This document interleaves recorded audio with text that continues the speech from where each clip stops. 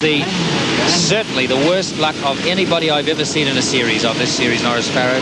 It's got to change, I'm sure.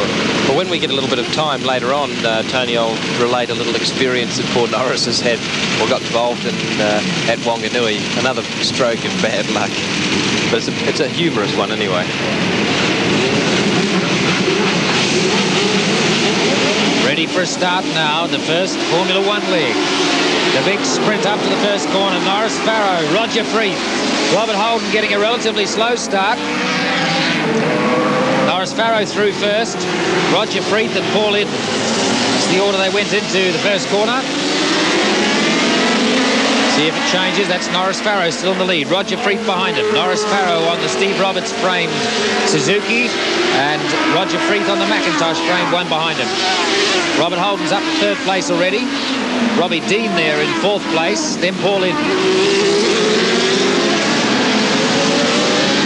How long can Norris Farrow hold on to this lead? I'm sure Roger Freeth will challenge him for it very shortly. And Robert Holden will be looking to get past both of them. Into the front straight now for the first time. Have a look at the straight line speed of these bikes. Roger Freeth tells us that his is doing about 165 miles an hour in a straight line.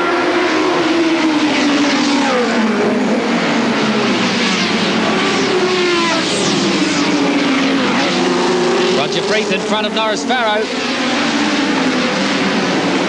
Roger Freeth, Norris Farrow, Robert Holden, Robbie Dean. As the front three start to pull away, it'll be intriguing to see if Paul Eden on the GP bike can come with them. Roger Freeth. Robert Holden to second. Norris Farrow third now.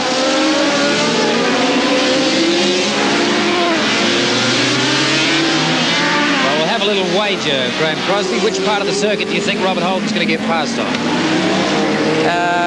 Knowing Robert, he'll do it the easiest. As I guess in the straight line, that's the most easiest place to pass anybody. But generally, he's the sort of person that would slip up the inside somebody under brakes. He hasn't done it yet. Roger Freeth still holding off Robert Holden, but there's a long way to go on the third lap of 15.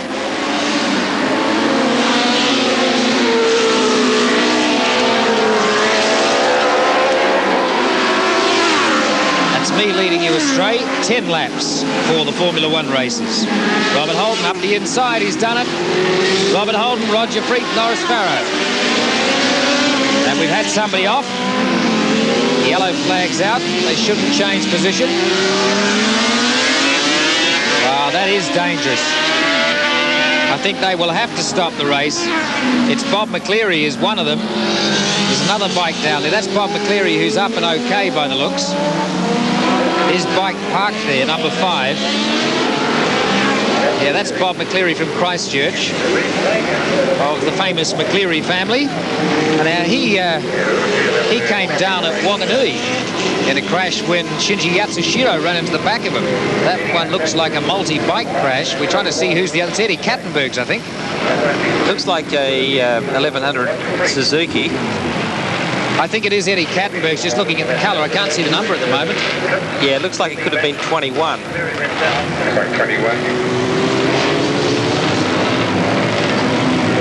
Yes, it is. I can see the shaven head of Eddie Kattenberg there. He seems to be okay. Obviously, he's going to be a little sore, but at least he's conscious. See as they get this bike out. Yes, it is Eddie Kattenberg's GSX 1100, or any expert to figure out that oil is slippery. There's obviously some oil there. Well, I don't know whether that's water I don't know or if that one is. It could be glycol out of the cooling system of one of the production bikes, which is as slippery as oil. Yeah, that looks like a mixture of water and glycol there. But on the corner we were looking at a few minutes ago, there certainly is a little stream of oil, which is right on line for the corner. Well, we had Bill Cooney actually pop a oil cooler line off the oil cooler of his bike, just entering that first corner. Not